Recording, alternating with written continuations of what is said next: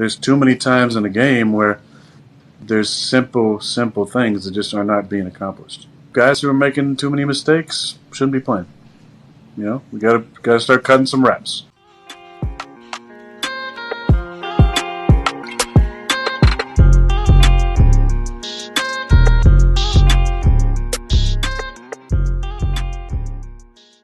Aaron Rodgers saying, gotta start cutting some reps.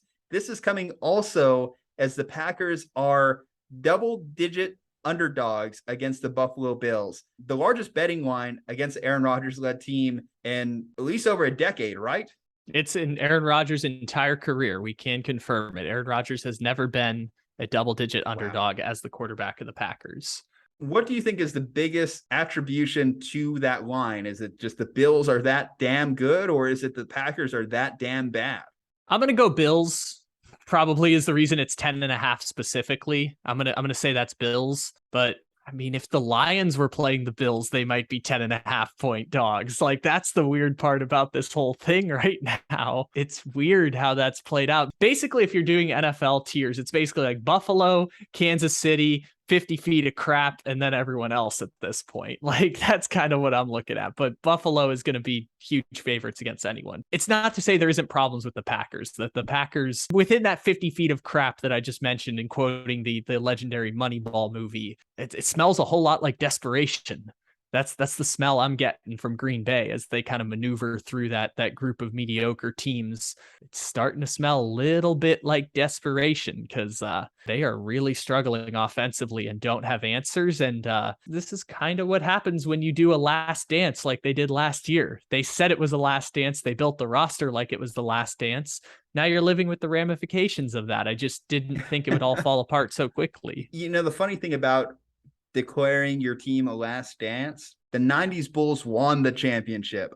I think too many teams have tried to indoctor the last dance philosophy into their coming seasons and have failed. Stop doing it. It's starting to almost come off like a jinx. It's not that it's a jinx, it's that it's just the reality of the situation. Like, remember when the New Orleans Saints did a last dance in 2020 with Drew Brees' last season? They built that roster up to go $100 million over the salary cap the next season. Like, it was going to be the last dance no matter what, because there was nothing they could do to keep that team together. There was nothing the Packers could do to keep that thing together because they were like $58 million over the cap coming into this year. And only because Aaron Rodgers restructured his contract were they able to get under the cap. All I'm saying is if we're going to invoke the last championship team of the Chicago Bulls, your season has to end in a championship.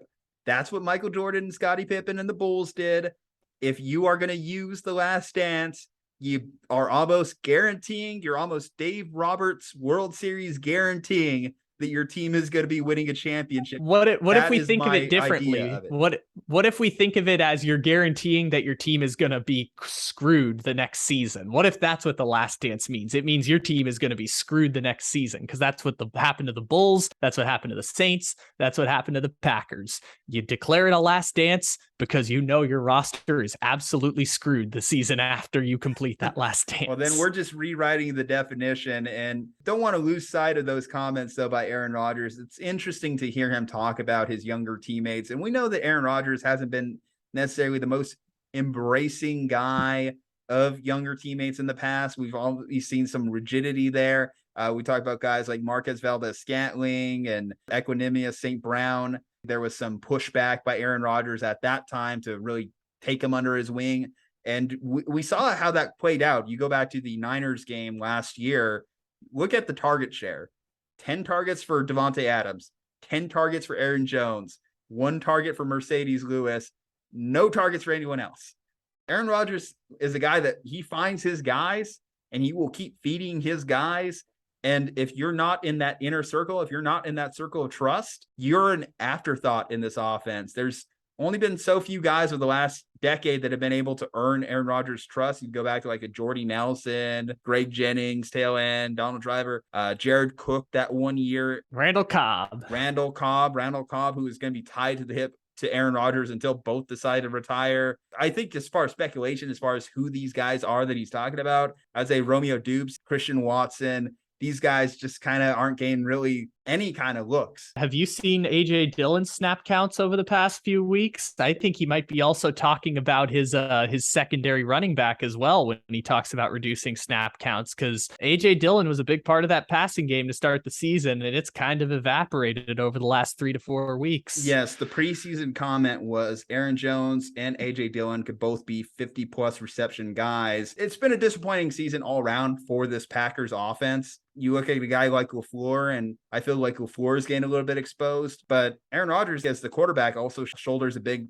amount of the blame here for why this team hasn't been producing offensively. Yeah, my favorite comment this week was I was listening to, I believe it was Aaron Schatz, who runs Football Outsiders. You know, you hear me quote DVOA all the time. And I believe he was saying, when asked, what's the issue with the Packers? Is it the roster and the receivers? Is it Aaron Rodgers? He's like, yes.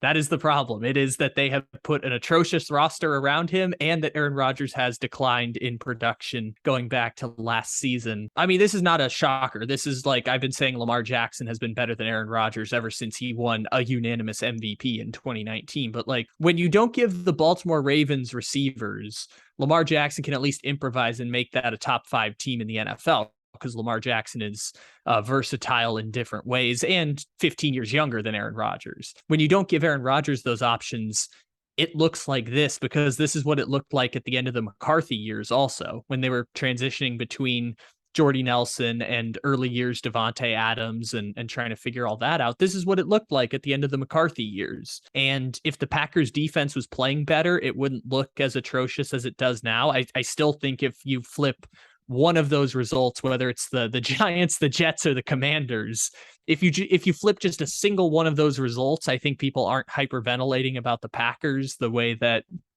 they are right now. I still think the Packers will make the playoffs, despite the fact that they've dropped those games that, you know, we would chalk up as textbook victories for the Packers because they were favored in all 3 of those games.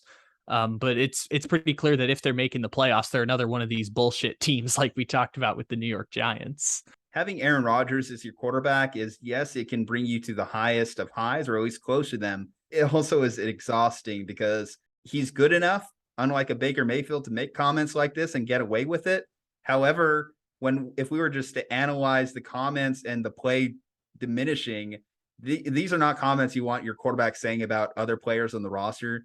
This is not something that you can feel too good about if you're any of those younger wide receivers or any of the other guys on the offense. You have to be thinking, like, in a way, Frank, Aaron, what the fuck, right? And yes, someone should be holding people accountable. Adults can occasionally hold other people accountable, but I think there's different settings.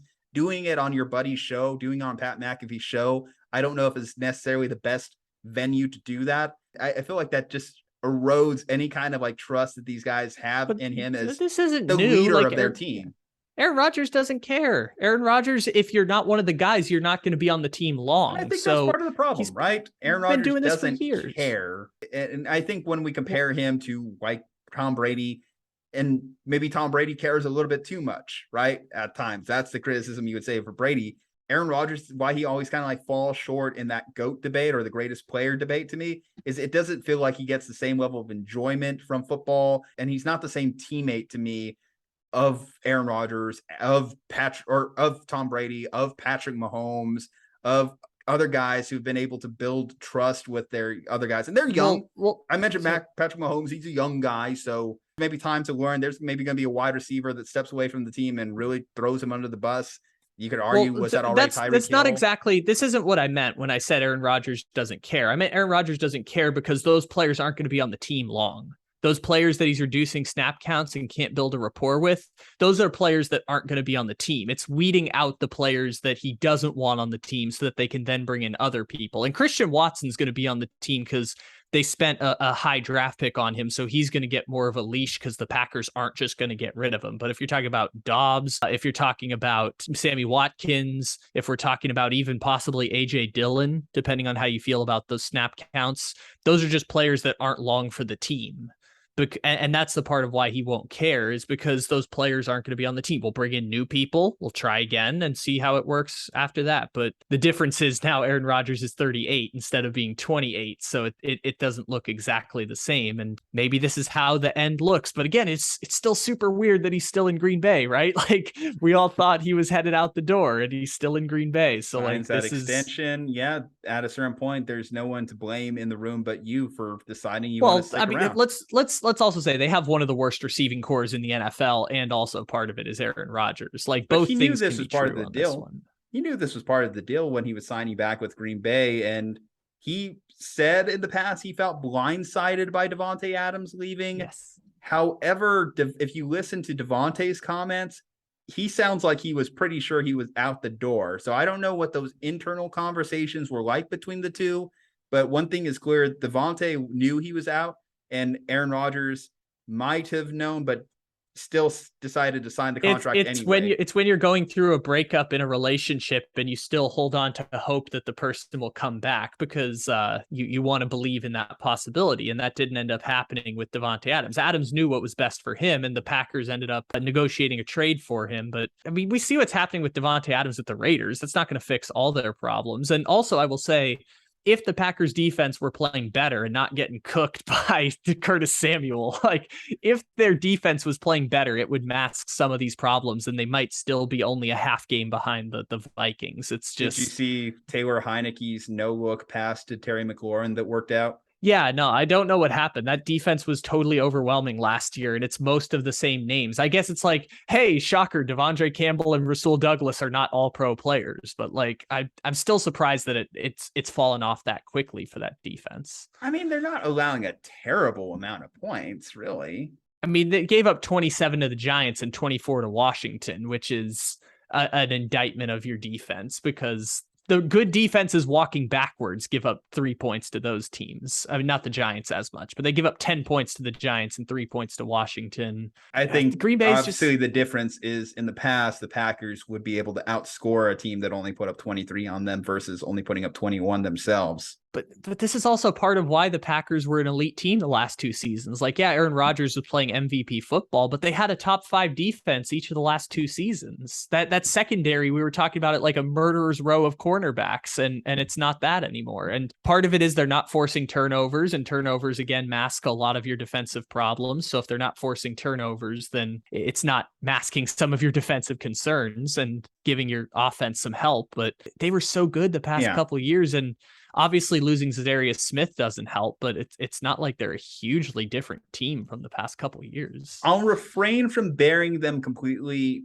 only because the Niners started 3-5 last season. The Packers, currently with this Bills game, are on a crash course for 3-5 as well. The Niners still made it to the NFC Championship game. Weirder things have happened. Obviously, you still have what we think, we don't know, what we think is an elite quarterback in Aaron Rodgers. You face the Lions the week after that. You face the Cowboys, the Titans, the Eagles. Schedule's actually kind of tough. Actually, as I kind of sounded out, that actually is kind of a tough schedule. You get the Bears at some point.